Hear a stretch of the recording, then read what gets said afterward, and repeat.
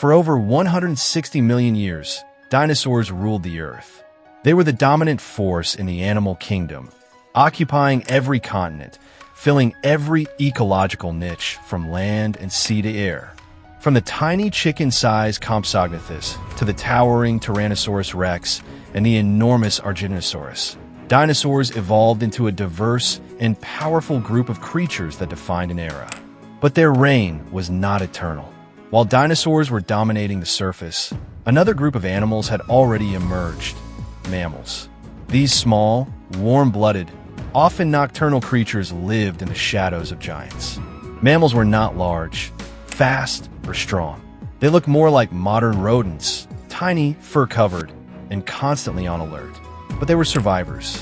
Dinosaurs were unbeatable in physical strength, but mammals had something different: adaptability. Their future was quietly being written even during the golden age of dinosaurs. Then came the disaster. About 66 million years ago, not 6.5 billion as often misstated, a massive asteroid, roughly the size of a mountain, slammed into the Earth near what is now the Yucatan Peninsula in Mexico.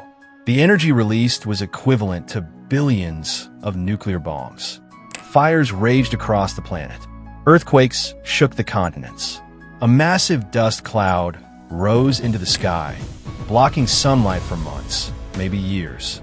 This impact triggered what scientists call the Cretaceous, Paleogene extinction event, wiping out approximately 75% of all species on Earth, including nearly all dinosaurs. Some died instantly in the impact. Others perished slowly as the food chain collapsed. Plants withered without sunlight. Herbivores starved. Carnivores soon followed. Within a few thousand years, the once dominant dinosaurs were gone. But not everything died. Buried underground or hidden in remote corners of the world, the small mammals survived. Their size, fur, and ability to burrow helped them avoid the initial destruction.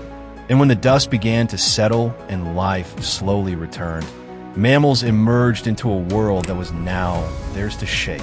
With the dinosaurs gone, mammals had an open field.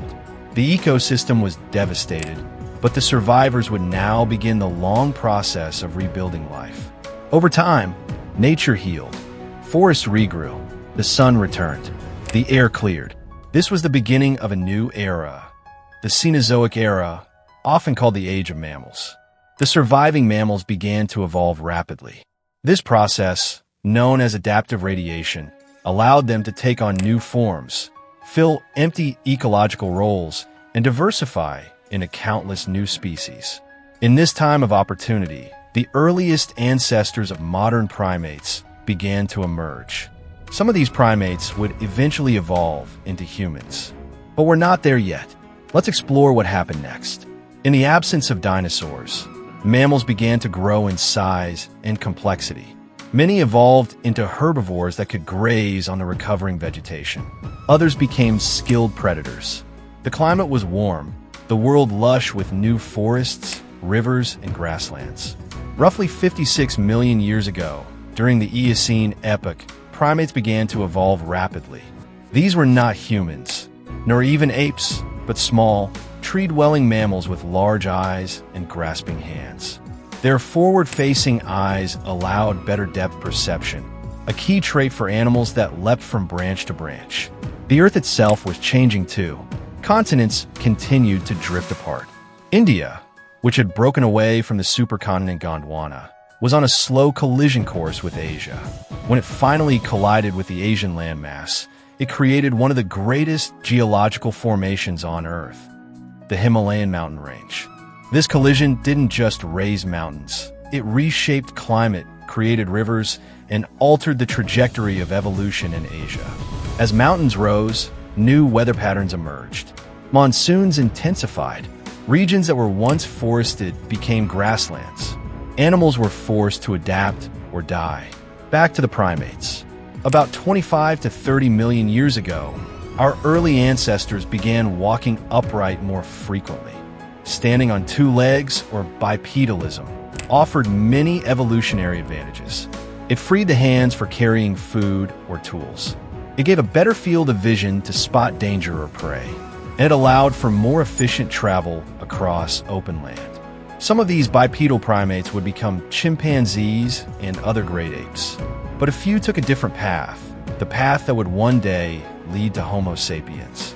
The world was being prepared, geologically, biologically, and climatically, for the rise of a species that would eventually dominate the planet in ways no dinosaur ever had. But that rise would take millions of years. In the next part of our journey, we'll dive into how our earliest human ancestors evolved, left the trees, and began to shape the world around them, step by step. Friends, I hope that you got a lot of information from this video.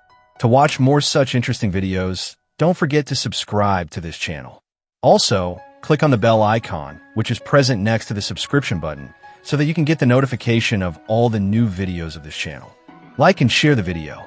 Take good care of yourself. Goodbye.